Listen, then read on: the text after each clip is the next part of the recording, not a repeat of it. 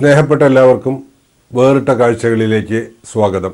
Thrissur Mani speciality dental ക്ലിനിക്കിലെ doctor Varghese Mani 1979 Thrissur medical കോളേജിൽ വെച്ച് തന്റെ ആദ്യത്തെ വൈരൂപ്യ നിർമ്മാർജ്ജന ശസ്ത്രക്രിയ നിർവഹിക്കുമ്പോൾ അത് കേരളത്തിലെ തന്നെ ആദ്യത്തെ മാക്സിലോ ഫേഷ്യൽ സർജറി ആയിരുന്നു.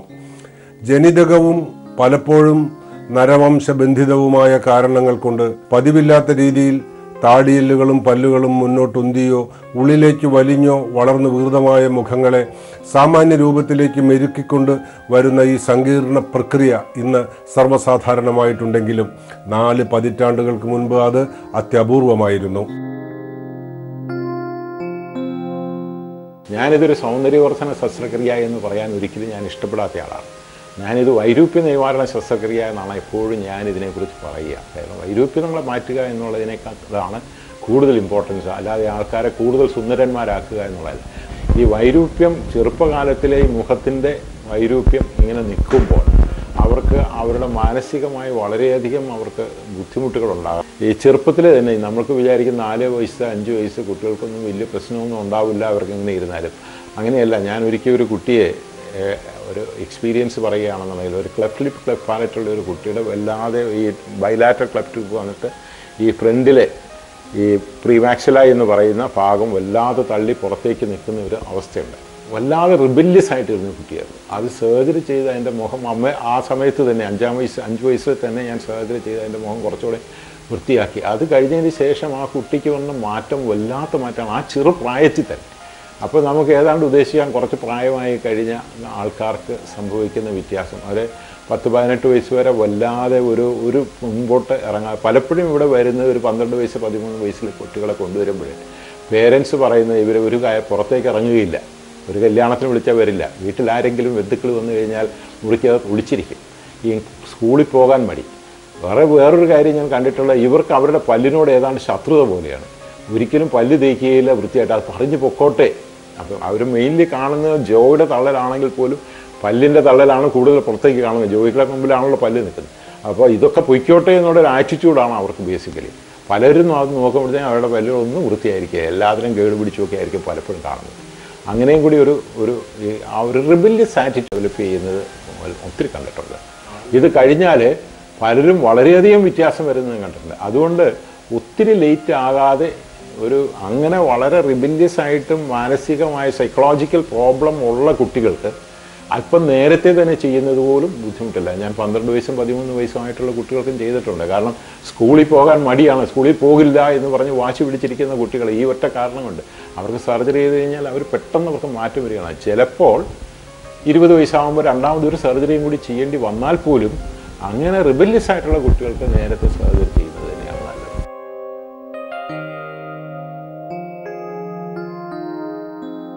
ഈ ഡിഫോമിറ്റി എന്ന് പറയുന്നത് ഒന്ന് പ്രധാനമായിട്ട് വരുന്നത് നമ്മുടെ മുകളിലത്തെ ജോയുടെ ഡിഫോമിറ്റിയും താഴത്തെ ജോയുടെ ഡിഫോമിറ്റിയാണ്. അപ്പോൾ മുകളിലത്തെ ജോയുടെ ഡിഫോമിറ്റി ആണെങ്കിൽ മുകളിലത്തെ ജോ കട്ട് ചെയ്ത് അത് കറക്റ്റ് പൊസിഷനിലേക്ക് ആക്കുക എന്നുള്ളതാണ്.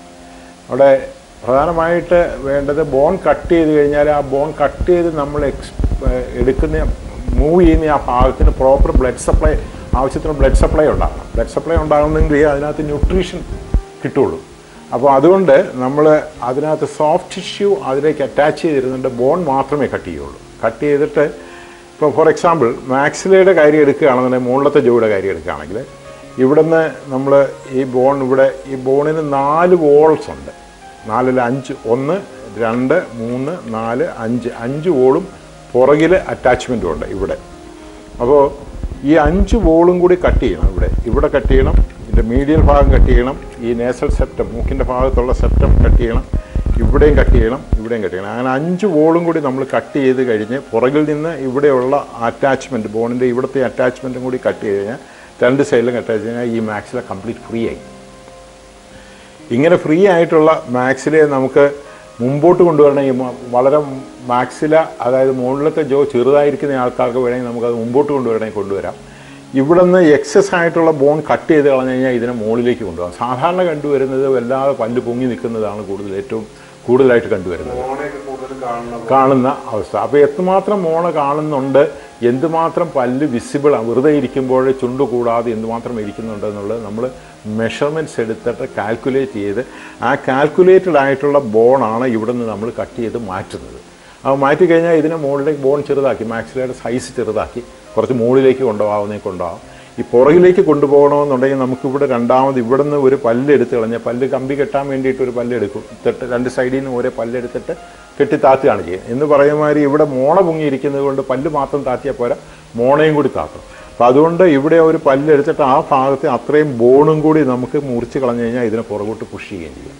അപ്പോൾ അങ്ങനെ നമുക്ക് മുകളിലത്തെ ജോ 3 ഡയമെൻഷനിലും നീക്കാം. അങ്ങോട്ടോ ഇങ്ങോട്ടോ മുമ്പോട്ട് കൊണ്ടുവേണമെങ്കിൽ മുൻപോട്ട് കൊണ്ടുവരാം, പുറകോട്ട് കൊണ്ടുപോകണമെങ്കിൽ കൊണ്ടുപോകാം, താഴ്ത്തി കുറച്ച് താത്തണമെങ്കിൽ താത്താം, മുകളിലേക്ക് പൊക്കണമെന്നുണ്ടെങ്കിൽ പൊക്കാം, ചരിക്കണമെന്ന് ചെയ്യാം. ഇത് 3 ഡയമെൻഷൻസ് ഈ മൂവ്മെൻറ്റ് സാധിക്കും. അപ്പോൾ നമുക്ക് ഏത് പൊസിഷനിലാണ് ഇത് കറക്റ്റായിട്ട് ചെയ്യേണ്ടത് എന്ന് വെച്ചാൽ ആ പൊസിഷനിലേക്ക് കൊണ്ടുവരാൻ സാധിക്കും. മാക്സിലയുടെ കാര്യം അതുപോലെ തന്നെ താഴത്തെ ജോ മാൻഡിബിളിനകത്ത് ഇത് ഒരു വേഴ്സറ്റൈൽ പ്രൊസീജിയർ എന്ന് ഞങ്ങൾ പറയും. കാരണം എന്ന് വെച്ച് കഴിഞ്ഞാൽ മാക്സില ഇതുപോലെ മാൻഡിബിള് ഇതുപോലെ ഇങ്ങനെ സാജിറ്റലായിട്ട് ഈ ആൻറ്റീരിയർ ഈ പ്ലെയിനിൽ ഇങ്ങനെ കട്ട് ചെയ്ത് 2 സൈഡിലും കട്ട് ചെയ്ത് കഴിഞ്ഞ് കഴിഞ്ഞാൽ നമുക്ക് ഇത് മുമ്പോട്ട് നീക്കണമെങ്കിൽ മുമ്പോട്ട് നീക്കാം, പുറകോട്ട് കൊണ്ടുപോകണമെങ്കിൽ പുറകോട്ട് കൊണ്ടുപോകാം. അതുപോലെ തന്നെ റൊട്ടേറ്റ് ചെയ്യണമെങ്കിൽ റൊട്ടേറ്റ് ചെയ്യാം. അപ്പോൾ മാൻഡിബിളും അതുപോലെ തന്നെ 2-3 പ്ലെയിനിൽ മാറ്റാൻ സാധിക്കും ഈ കംപ്ലീറ്റ്. അപ്പോൾ ഇങ്ങനെ കട്ട് ചെയ്ത് കഴിഞ്ഞാൽ ഈ മാൻഡിബിള് പുറകോട്ട് കൊണ്ടുപോകുകയാണെന്നുണ്ടെങ്കിൽ നമുക്ക് പുറകിലേക്ക് കൊണ്ടുപോയി മുകളിലത്തെ ജോ ആയിട്ട് കറക്റ്റ് പൊസിഷനിൽ ഫിക്സ് ചെയ്തിട്ട് നമ്മളിവിടെ പ്ലേറ്റ് ഇട്ട് ഫിക്സ് ചെയ്യും. അതാണ് നമ്മൾ സാധാരണ ചെയ്യുന്നത്. പിന്നെ അതുപോലെ തന്നെ ചിലരുടെ ചിഹ്ന മാത്രമായിരിക്കും, ബാക്കിയുള്ളതൊക്കെ ഇതായിരിക്കും. ചിഹ്ന മാത്രം വലുതായിട്ടിരിക്കുകയോ ചെറുതായിട്ടിരിക്കുകയോ ചെയ്യും. അത് നമുക്ക് ഇവിടെ മാത്രം ഇങ്ങനെ ഇത്രയും ഭാഗം കട്ട് ചെയ്തിട്ട് പുറകിലേക്ക് കൊണ്ടുപോകുകയോ മുമ്പോട്ട് കൊണ്ടുവരികയോ ചിരിക്കുകയോ മുഖം ചെരിഞ്ഞിരിക്കുന്നവരുടെയാണെങ്കിൽ നേരെയാക്കുകയോ ഒക്കെ ചെയ്യാം. അപ്പോൾ ഇതിൻ്റെ അഡ്വാൻറ്റേജ് എന്ന് വെച്ച് കഴിഞ്ഞാൽ നമ്മൾ മുകളിലത്തെ ജോയും താഴത്തെ ജോയും ഏത് ഡയറക്ഷനിൽ വേണമെന്നുണ്ടെങ്കിലും നമുക്ക് മൂവ് ചെയ്യാം എന്നുള്ളതാണ് ഏറ്റവും വലിയ ഇമ്പോർട്ടൻ്റ് ആയിട്ടുള്ള കാര്യം. അപ്പോൾ അങ്ങനെ വരുമ്പോഴത്തേക്കും നമുക്ക് നേരത്തെ പ്രീ പ്ലാൻഡ് ആയിട്ടുള്ള ഒരു പൊസിഷനിലേക്ക് മാക്സിലെയും മാൻഡിബിളെയും വെച്ചിട്ട് അവിടെ പ്ലേറ്റ് സ്ക്രൂസ് ഒക്കെ ഉപയോഗിച്ച് ഉറപ്പിക്കാൻ സാധിക്കും എന്നുള്ളതാണ്.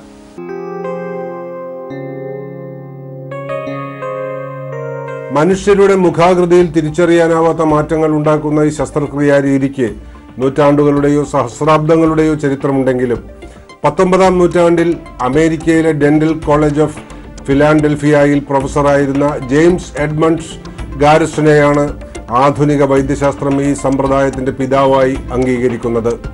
ആരോഗ്യ പരിപാലനത്തേക്കാൾ എത്രയോ കൂടുതൽ സൗന്ദര്യവർദ്ധനവിന് പണവും പരിഗണനയും നൽകുന്ന വർത്തമാന കാലത്ത് ഇതിന്റെ പ്രസക്തിയും പ്രചാരവും ഏറെ വർദ്ധിച്ചിട്ടുമുണ്ട്.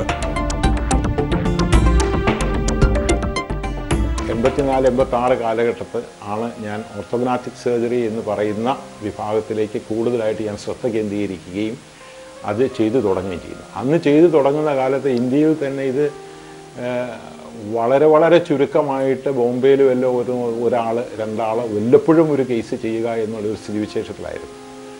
ഞാൻ ചെയ്തു തുടങ്ങിയപ്പോഴും ഇവിടെ ഞാൻ ഗവൺമെൻറ് മെഡിക്കൽ കോളേജിലായിരുന്നതുകൊണ്ടും സർജറികളൊക്കെ ഫ്രീ ആയിട്ട് ചെയ്യാൻ സാധിക്കുമായിരുന്നു എന്നുള്ളതുകൊണ്ടും പിന്നെ എനിക്ക് അതിനോടൊരു പ്രത്യേക താല്പര്യമുണ്ടായിരുന്നു എന്നുള്ള ഒരു കാരണം കൊണ്ടും എനിക്ക് ഇവിടെ ധാരാളം കേസുകൾ ചെയ്യാൻ സാധിക്കുകയും തൃശ്ശൂർ മെഡിക്കൽ കോളേജ് ഇന്ത്യയിൽ തന്നെ അറിയപ്പെടുന്ന ഈ ഓർത്തോഗ്നാറ്റിക് സർജറിക്ക് ഒരു സെൻ്ററായി മാറുകയും ചെയ്തു. അങ്ങനെ പലരുടെയും നിർബന്ധപ്രകാരം 1994 ഞാൻ ഫേസ് എന്ന് പറയുന്ന ഒരു പ്രോഗ്രാം ഇവിടെ സ്റ്റാർട്ട് ചെയ്തു. Forum for the advancement of craniofacial aesthetics. അത് ഫേസ് എന്നുള്ള ഇതും അതിൻ്റെ ഫുൾ ഫോമും കൂടി വന്നു കഴിയുമ്പോഴേ ഏതാണ്ട് ഒരു ഇതായിട്ട്. അപ്പോൾ അന്ന് നമ്മൾ ഒത്തിരി പേർക്ക് ട്രെയിനിങ് കൊടുത്ത് ഒരു കോൺഫറൻസ് ആയിട്ട് നടത്തുകയും അതിനുശേഷം എല്ലാ വർഷവും ഒരു 5-10 പേർക്ക് ട്രെയിനിങ് എല്ലാം ഒരു ഹാൻഡ്സ് ഓൺ ട്രെയിനിങ് പ്രോഗ്രാമായിട്ട് മെഡിക്കൽ കോളേജിലുള്ള ബാക്കിയുള്ള ഡിപ്പാർട്ട്മെൻറ്റുകളുടെ അനസ്തീഷ്യ ഡിപ്പാർട്ട്മെൻറ്റിൻ്റെയും ബാക്കിയുള്ള സർജറി അവരുടെയൊക്കെ സഹകരണത്തോടുകൂടി പ്ലാസ്റ്റിക് സർജറി ഡിപ്പാർട്ട്മെൻറ്റൊക്കെ സഹകരണത്തോടുകൂടി ഇങ്ങനെ ഒരു പ്രോഗ്രാം എല്ലാ വർഷവും നമ്മൾ കണ്ടക്ട് ചെയ്തുകൊണ്ടിരുന്നു. ഇതിൽ നിന്ന് ധാരാളം പേര് ഇതിൽ നിന്നും ഗുണഭോക്താക്കളായിട്ട് ഒത്തിരി പേഷ്യൻസ് അല്ലാതെ തന്നെ ഡോക്ടേഴ്സ് ഒത്തിരി പേര് ട്രെയിൻഡായിട്ട് പോയി. ഇപ്പോൾ ഇത് ഏതാണ്ട് അന്നത്തേതുപോലെയല്ല, ഇപ്പോൾ ഏതാണ്ട് ഒരു കോമൺ ആയിക്കൊണ്ടിരിക്കുന്ന ഒരു ശസ്ത്രക്രിയയാണ് കേരളത്തിൽ. ഇപ്പോൾ ഞാൻ എൻ്റെ കാര്യം പറയുകയാണെങ്കിൽ ഞാൻ ഏതാണ്ടൊരു 5000 സർജറീസോളം ചെയ്തു. മെഡിക്കൽ കോളേജിൽ ഞാൻ വർക്ക് ചെയ്തുകൊണ്ടിരുന്ന കാലത്ത് ഒരു ആഴ്ചയിൽ ഒരു 3 കേസെങ്കിലും വെച്ച് ചെയ്തുകൊണ്ടിരുന്നു വളരെ വർഷങ്ങളോളം, 89 മുതൽ. അപ്പോൾ അതിനുശേഷവും ഞാൻ റിട്ടയർ ചെയ്ത് കഴിഞ്ഞതിന് ശേഷമാണെന്നുണ്ടെങ്കിലും ഏതാണ്ട് ഒരു 100-120 കേസ് വെച്ച് എല്ലാ വർഷവും ചെയ്യുന്നു. മുഖസൗന്ദര്യത്തിൻ്റെ ഈ സർജറിയിൽ അദ്ദേഹം ഒരു പയനിയറാണ്, ഒരു വഴി വെട്ടിവെച്ചിട്ടുണ്ട് അദ്ദേഹം. ആ വഴിയിൽ കൂടി ഇനി വരുന്ന തലമുറയ്ക്ക് ആ വഴിയൊക്കെ ഒന്ന് വൃത്തിയാക്കി കുറച്ചും കൂടി ഭംഗി കൂട്ടി നടന്നാൽ മതി. ഈ സർജറി മാത്രമല്ല, പേഷ്യൻസിനോട് എങ്ങനെ പെരുമാറണം എന്നൊക്കെ അദ്ദേഹം ഒരുപാട് നമ്മളെ പഠിപ്പിച്ചിട്ടുണ്ട്. ഒരു എക്സാമ്പിൾ ഞാൻ പറയാം. മെഡിക്കൽ കോളേജിൽ അന്ന് ഭയങ്കര തിരക്കാണെന്ന്. അപ്പോൾ ഒരുപാട് പേഷ്യൻ്റ് വരും. അപ്പോൾ ഒരു ബോർഡ് വെക്കാൻ തീരുമാനിച്ചു, 11 മണിക്ക് ശേഷം പല്ലെടുക്കുന്നതല്ല. ഈ ബോർഡ് കണ്ടിട്ട് പിറ്റേ ദിവസം മാണി സാറിനൊരു വിഷമം, അയ്യോ ഇത് ഈ പാവപ്പെട്ട പേഷ്യൻ്റ് ഇത് കാണുമ്പോൾ നമ്മുടെ ഒരു അധികാര സ്വരം അതിലില്ലേ, നമുക്കത് മാറ്റിയിട്ട് പല്ലെടുക്കേണ്ടവർ 11 മണിക്ക് മുൻപ് വരണം എന്നാക്കുക എന്ന് പറഞ്ഞു. അതിൽ നിന്ന് അദ്ദേഹത്തിൻ്റെ ക്വാളിറ്റി മനസ്സിലാക്കാം. ജീവശാസ്ത്രത്തിൽ ബിരുദ വിദ്യാർത്ഥിയായിരിക്കുമ്പോൾ തന്നെ പരിണാമ സിദ്ധാന്തത്തിന്റെയും നരവംശ പെരുമയുടെയും ബാലപാഠങ്ങൾ വർഗീസ് അഭ്യസിച്ചു കഴിഞ്ഞിരുന്നു. ദന്തവൈദ്യം പഠിച്ചു തുടങ്ങിയപ്പോൾ മുഖം മനസ്സിന്റെ കണ്ണാടി മാത്രമല്ല, ജീവിവർഗത്തിന്റെ പരിണാമ ചരിത്രം കാട്ടിത്തരുന്ന പിൻകാഴ്ച കണ്ണാടി കൂടിയാണെന്ന് ഇദ്ദേഹത്തിന് മനസ്സിലായി. തത്വശാസ്ത്രത്തിൽ മുൻപേ താല്പര്യമുണ്ടായിരുന്നതുകൊണ്ട് മനുഷ്യകുലത്തിന്റെ ജനിതക ഭാവി എന്തായിരിക്കുമെന്ന അന്വേഷണം കൂടി ദന്തചികിത്സയോടൊപ്പം ഡോക്ടർ തുടർന്നു. നാം ഇതുവരെ വിശ്വസിച്ചു പോകുന്ന ദൈവത്തിൽ നിന്ന് വ്യത്യസ്തമായി മറ്റൊരു തരം ദൈവവുമായി സ്വയം മാറിക്കൊണ്ടിരിക്കുകയാണ് എന്ന് വാദിക്കുന്ന യുവാൽ നോഹ ഹരാരിയുടെ ഹോമോ ഡിയൂസ് എന്ന ഗ്രന്ഥം വരുന്നതിന് മുൻപ് തന്നെ doctor Mani homo sapiens divines പ്രസിദ്ധീകരിച്ചു കഴിഞ്ഞിരുന്നു. ഏറ്റവും കൂടുതൽ സ്വാധീനിച്ചിട്ടുള്ളത് ചാൾസ് ഡാർവിൻ്റെ ഒറിജിൻ ഓഫ് സ്പീഷീസ്. ഞങ്ങളുടെ എല്ലാ പുസ്തകങ്ങളും തന്നെ മിക്കവാറും ഒക്കെ വായിച്ചിട്ടുണ്ട് ഞാൻ. Emotions, selection of sexual selection, അതുപോലെയുള്ള എല്ലാ ആർട്ടിക്കിൾസും വായിച്ചിട്ടുണ്ട്. അതാണ് ഏറ്റവും കൂടുതൽ എന്നെ ഇൻഫ്ലുവൻസ് ചെയ്തിട്ടുള്ളത്. പിന്നെ ഇൻഫ്ലുവൻസ് ചെയ്തിട്ടുള്ള ഫ്രോയിഡിൻ്റെ ബുക്സ്, ഡെസ്മണ്ട് മൊറീസ്, പിന്നെ ലേറ്റസ്റ്റ് എഴുത്തുകാരായ ഡാക്കിൻസ്, റിച്ചാർഡ് ഡാക്കിൻസ്, ഇങ്ങനെയുള്ള ആൾക്കാരൊക്കെയാണ് നമ്മൾ പ്രധാനമായിട്ട് ബയോളജിക്കൽ ആയിട്ടുള്ള കാര്യങ്ങളിൽ ഇൻഫ്ലുവൻസ് ചെയ്തിട്ടുള്ളത്. ഈശ്വര വിശ്വാസിയാണോ എന്ന് ചോദിച്ചു കഴിഞ്ഞാൽ ഞാൻ agnostic, I am not an atheist അല്ല. വിശ്വാസിയല്ല, വിശ്വാസത്തോട് എനിക്ക് എതിർപ്പൊന്നുമില്ല. ദൈവം ഉണ്ടായിരുന്നു എന്നുണ്ടെങ്കിൽ എത്രയോ നന്നായിരുന്നു എന്ന് ആഗ്രഹിക്കുന്ന ഒരാളാണ് ഞാൻ. പക്ഷെ ദൈവം ഉണ്ട് എന്ന് തീർച്ചയായിട്ടും എനിക്ക് പറയാൻ പറ്റാത്ത അവസ്ഥയാണ്. ഞാനതുകൊണ്ട് എനിക്ക് അറിയില്ല എന്ന് പറയാൻ ഇഷ്ടപ്പെടുന്നത്. I M an agnostic. ഞാൻ എൻ്റെ പുസ്തകത്തിനകത്തും വളരെ സ്പെസിഫിക് ആയിട്ട് ഞാൻ പറയുന്നുണ്ട് ഐ എം ആൻ അഗ്നോസ്റ്റിക് എന്ന്. എൻ്റെ ആ പുസ്തകത്തിനകത്ത് ഞാൻ വളരെ ക്ലിയറായിട്ട് പറയുന്ന ഒരു കാര്യമുണ്ട്. വാട്ട് ആൻഡ് ഹൗ എന്നുള്ള ചോദ്യങ്ങൾ സയൻറ്റിഫിക് ക്വസ്റ്റ്യൻസാണ്. പക്ഷെ വൈ എന്നുള്ള ചോദ്യം ഒട്ടും സയൻറ്റിഫിക് അല്ല. It is A metaphysical question. അപ്പോൾ അത് നമുക്ക് ഇതുവരെ കണ്ടുപിടിക്കാൻ പറ്റിയിട്ടില്ല. ഞാൻ 2-3 റിഡിൽസിനെ കുറിച്ച് പറയും. എൻ്റെ ആ പുസ്തകത്തിനകത്ത് ഞാൻ ഡീൽ ചെയ്യുന്നുണ്ട്. ഒന്ന്, ഒറിജിൻ ഓഫ് ദി യൂണിവേഴ്സ്. അത് it's A riddle, nobody has answered it. ആരും ഇതുവരെ കറക്റ്റായിട്ട് ആൻസർ ചെയ്തിട്ടില്ല. ഒറിജിൻ ഓഫ് ലൈഫ്, അതും ആരെക്കൊണ്ടും ഇതുവരെ കൃത്യമായിട്ട് പറയാൻ സാധിച്ചിട്ടില്ല. മൂന്നാമത്തെ കാര്യം ഒട്ടും മനസ്സിലാകാത്ത ഒറിജിൻ ഓഫ് കോൺഷ്യസ്നസ്. ഇത് മൂന്നും ആർക്കും കൃത്യമായിട്ട് മറുപടി പറയാൻ സാധിക്കാത്ത ചില കാര്യങ്ങളാണ്. ദേശീയ അന്തർദേശീയ തലങ്ങളിൽ പ്രഖ്യാതനായ ഡോക്ടർ വർഗീസ് മാണി തന്റെ തൊഴിൽ മേഖലയെ സംബന്ധിക്കുന്ന നിരവധി പ്രബന്ധങ്ങൾ ആധികാരിക പത്രങ്ങളിൽ പ്രസിദ്ധീകരിച്ചിട്ടുണ്ട്. മുഖചികിത്സയെ പറ്റിയുള്ള അദ്ദേഹത്തിന്റെ പുസ്തകങ്ങൾ ആ രംഗത്തെ ഇതര ഗ്രന്ഥങ്ങളിൽ നിന്ന് പല നിലയ്ക്കും വേറിട്ട് നിൽക്കുന്നു. സർജിക്കൽ കറക്ഷൻ ഓഫ് ഫേഷ്യൽ ഡിഫോമിറ്റീസിന്റെ 1-ാം അധ്യായത്തിന്റെ പേര് തന്നെ മുഖത്തിന്റെയും സൗന്ദര്യത്തിന്റെയും കാലത്തിലൂടെയുള്ള പരിണാമം എന്നാണ്. നരവംശാസ്ത്രത്തിൽ ഡോക്ടർക്കുള്ള താല്പര്യത്തിന് മറ്റു തെളിവുകൾ ആവശ്യമില്ല.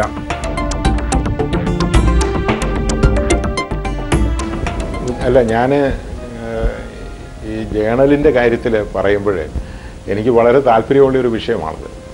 കാരണം ഞാൻ സ്വന്തമായിട്ട് മിക്കവാറും എല്ലാ അസോസിയേഷനിൽ ചെല്ലുമ്പോഴും ആ അസോസിയേഷൻ്റെ എഡിറ്ററായിരുന്നുണ്ട് ഞാൻ. ആദ്യകാലത്ത് 1979 ഞാൻ MDS കഴിഞ്ഞ് വന്ന് കാലിക്കറ്റിൽ ജോയിൻ ചെയ്യുമ്പോൾ തന്നെ അവിടെ ഒരു അസോസിയേഷൻ ഉണ്ടാക്കുകയും അതിൻ്റെ സെക്രട്ടറിയും അതിൻ്റെ ഒരു 2-3 മാഗസിൻസ് ഇറക്കുകയൊക്കെ ചെയ്തിട്ടുണ്ട്. അത് കഴിഞ്ഞതിന് ശേഷം ഞാൻ നാഷണൽ IDA ഞങ്ങളുടെ ഇന്ത്യൻ ഡെൻ്റൽ അസോസിയേഷൻ്റെ നാഷണൽ ബുള്ളറ്റിൻ്റെ എഡിറ്ററായിരുന്നു. പിന്നെ ഇന്ത്യൻ ഡെൻ്റൽ ഞങ്ങളുടെ മാക്സിലോഫേഷ്യൽ സർജൻസ് അസോസിയേഷൻ നാഷണൽ എഡിറ്ററായിരുന്നു 3 വർഷം. ഞാനായിരുന്നു അതിൻ്റെ ഫസ്റ്റ് എഡിറ്റർ എന്ന് തന്നെ പറയാം. കാരണം എഡിറ്ററെ ഒരാളെ എലക്ട് ചെയ്താലും അവരാരും ജേണൽസ് ഇറക്കാറില്ലായിരുന്നു. ഞാനാണ് ആദ്യമായിട്ട് ആ ജേണൽ റെഗുലറായിട്ട് ഇറക്കി പറയുന്നത്. അതുപോലെ തന്നെ കേരള ഡെൻ്റൽ അസോസിയേഷൻ്റെ ജേണലും ആദ്യമായിട്ട് റെഗുലറായിട്ട് ഇറക്കി തുടങ്ങിയത് ഞാനാണ്. അതിനുശേഷം അത് കണ്ടിന്യൂസ് ആയിട്ട് പോകുന്നുണ്ട്. അങ്ങനെ ഇന്ത്യൻ ഡെൻ്റൽ അസോസിയേഷൻ കേരള ബ്രാഞ്ചിൻ്റെയും ഇന്ത്യൻ ഡെൻ്റൽ അസോസിയേഷൻസ് നാഷണലിലെ ബുള്ളറ്റിൻ്റെയും ഇന്ത്യൻ മാക്സിലോഫേഷ്യൽ സർജറി അസോസിയേഷൻ്റെ ഓൾ ഇന്ത്യ എഡിറ്ററായിരുന്നു. ദെൻ ഐ വാസ് റോട്ടറി ക്ലബ്ബിൽ 1-2 വർഷം 2 പ്രാവശ്യം 2 ടേമിൽ അതിൻ്റെ റോട്ടറി ക്ലബിൻ്റെ ബുള്ളറ്റിൻ്റെ എഡിറ്ററായിരുന്നു. അപ്പോൾ എഡിറ്റിങ്ങും ഈ പബ്ലിഷിങ്ങുമായിട്ട് എനിക്ക് എപ്പോഴും താല്പര്യമുള്ള ആളാണ്. കോളേജിൽ പഠിച്ചുകൊണ്ടിരുന്ന കാലത്ത് എൻ്റെ കുറച്ച് സുഹൃത്തുക്കളുണ്ടായിരുന്നു. കുറച്ച് ഇടത് ചിന്താഗതിയുള്ള സുഹൃത്തുക്കൾ തന്നെയായിരുന്നു. അവരൊക്കെ ആയിരിക്കാം എന്നെ കുറച്ച് ഇടത് ചിന്താഗതിയിലേക്കും വായനയിലേക്കും ഒക്കെ എന്നെ കുറച്ച് നയിച്ചത് എന്ന് വേണമെങ്കിൽ പറയാം. ഓറൽ ആൻഡ് മാക്സിലോ ഫേഷ്യൽ സർജറിയുമായി ബന്ധപ്പെട്ട ആധികാരിക സംഘടനകളിൽ പലതിൻ്റെയും അധ്യക്ഷനായിരുന്ന ഡോക്ടർ വർഗീസ് മാണി പല പ്രസിദ്ധീകരണങ്ങളുടെയും പത്രാധിപരുമായിരുന്നു. തൻ്റെ കർമ്മഭൂമിയായ ശസ്ത്രക്രിയാ രംഗത്തേക്കാൾ കൂടുതൽ തത്വചിന്തയെപ്പറ്റി സംസാരിക്കാൻ ഇഷ്ടപ്പെടുന്ന ഈ ഭിഷഗ്വരൻ പണ്ടുപണ്ടെന്നോ സമുദ്രജലത്തിൽ എവിടെയോ രൂപം കൊണ്ട ഒരു കഷ്ണം പ്രോട്ടീനിൽ നിന്ന് സങ്കീർണ ചിന്തകൾ നിറച്ച മസ്തിഷ്കവും ചുമന്നു നടക്കുന്ന മനുഷ്യനിലേക്കുള്ള ജീവന്റെ യാത്രയിൽ അത്ഭുതപ്പെട്ടില്ലെങ്കിലേ അത്ഭുതമുള്ളൂ. ഞാൻ എൻ്റെ പുസ്തകത്തിനകത്ത് ആദ്യത്തെ ചാപ്റ്റർ പ്രലോഗ് എന്ന് പറയുന്ന ഹോമോസാപ്പിയൻസ് ഡിവൈൻ എന്ന് പറയുന്ന പുസ്തകത്തിനകത്ത് പ്രലോഗ് എന്ന് പറയുന്ന 2550 എന്ത് സംഭവിക്കുന്നു എന്നുള്ളതിനെക്കുറിച്ചുള്ള ഒരു ചെറിയ ഒരു ചെറുകഥ എന്ന് പറയാം, ഒരു ഫിക്ഷൻ ആണത്.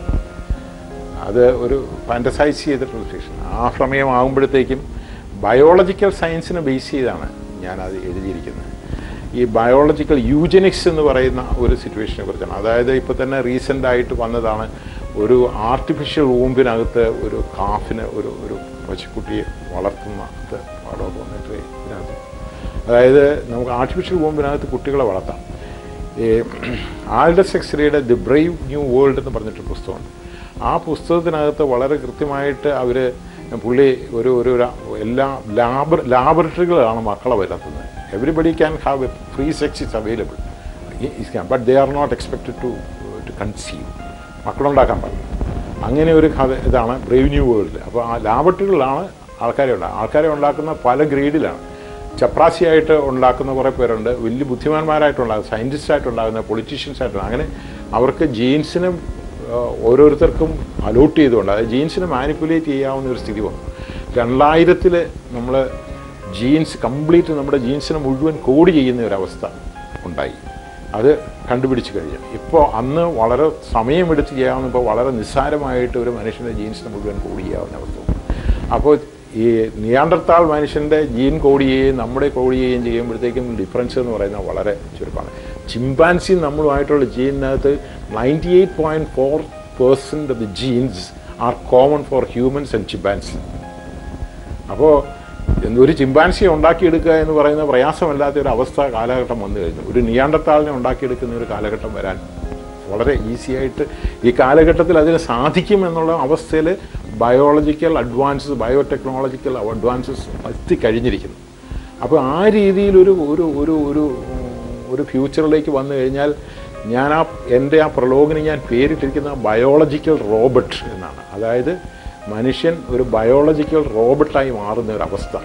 അങ്ങനെ അവസ്ഥ വന്നു കഴിയുമ്പോഴത്തേക്ക് അതുപോലെ തന്നെ സ്ഥിരമായിട്ട് ജീവിക്കാൻ സാധിക്കുന്ന സകല അസുഖങ്ങൾക്കും കണ്ടുപിടിക്കാം. 3D printing, biological 3D printing വന്നു കഴിഞ്ഞു. അതായത് നമുക്കൊരു സാധനം ഒരു കിഡ്നി പോയി കഴിഞ്ഞാൽ കിഡ്നി ആർട്ടിഫിഷ്യലായിട്ട് നമ്മുടെ തന്നെ സ്റ്റെം സെല്ല് എടുത്തിട്ട് കിഡ്നി ഉണ്ടാക്കാവുന്ന ഒരവസ്ഥ, ബയോളജിക്കലായിട്ട് കിഡ്നി പ്രിൻറ്റ് ചെയ്ത് നമുക്ക് തന്നെ വയ്ക്കാവുന്ന ഒരവസ്ഥ. അതായത് മനുഷ്യൻ്റെ എല്ലാ അവയവങ്ങളും സുഖമായിട്ട് മാറ്റി വയ്ക്കാവുന്ന അവസ്ഥ, സകല അസുഖങ്ങൾക്കും മരുന്ന് കണ്ടുപിടിക്കുന്ന ഒരവസ്ഥ. അതിലേക്കൊക്കെ എത്തിപ്പെട്ടിക്കഴിഞ്ഞ് കഴിഞ്ഞാൽ മനുഷ്യൻ മരിക്കേണ്ട കാര്യമില്ല. അത് ആ ഒരു സിറ്റുവേഷനാണ്. അങ്ങനെ മരിക്കാതിരിക്കുന്ന മനുഷ്യനും ആർട്ടിഫിഷ്യലായിട്ടുണ്ടാക്കുന്ന മനുഷ്യനും തമ്മിൽ വല്ലാത്തൊരു ഡിഫറൻസ് വന്നു. അപ്പോൾ ആർട്ടിഫിഷ്യലായിട്ട് ലാബറട്ടറിയിൽ ഉണ്ടാക്കുന്ന മനുഷ്യൻ ബുദ്ധി വളരെ കൂടിയ മനുഷ്യനായിരിക്കും, അവൻ്റെ ബ്രെയിൻ സൈസ് വളരെ കൂടുതലായിരിക്കും. നമുക്ക് 1600 cc ബ്രെയിൻ ഉള്ളപ്പോൾ അവർക്ക് 2000-ൽ മേലിലാക്കാം, 2000-ഓ 2500-ഓ ആക്കി ബ്രെയിൻ സൈസ് കൂട്ടാൻ സയൻസിന് സാധിക്കുമെന്നുണ്ടെങ്കിൽ അവർ വളരെയധികം ഇപ്പോഴത്തെ ജീവിക്കുന്ന മനുഷ്യനേക്കാളും വളരെയധികം ഇൻ്റലിജൻ്റ് ആയിരിക്കും. അപ്പോൾ ഇപ്പോഴത്തെ ജീവിക്കുന്ന മനുഷ്യന് ജീവിതകാലം മുഴുവൻ ജീവിക്കാനുള്ള അവസരം കൊടുക്കുകയും മറ്റേ അവൻ താഴേക്കിടയിലായി, അപ്പോൾ അവൻ ഏറ്റവും മോശക്കാരനായി. അങ്ങനെയുള്ളൊരു എക്സിസ്റ്റൻഷ്യൽ പ്രോബ്ലം ഒരു വളരെ ടോപ്പ് സയൻറ്റിസ്റ്റ് ആയിരുന്ന ഒരു ലേഡിക്ക് വരുന്ന കഥയാണ്. എന്നിട്ട് അവസാനം അവർ മരിക്കാൻ തീരുമാനിക്കുന്ന അതായിട്ടാണ് ഞാൻ ആ കഥ ഞാൻ എഴുതിയിരിക്കുന്നത്.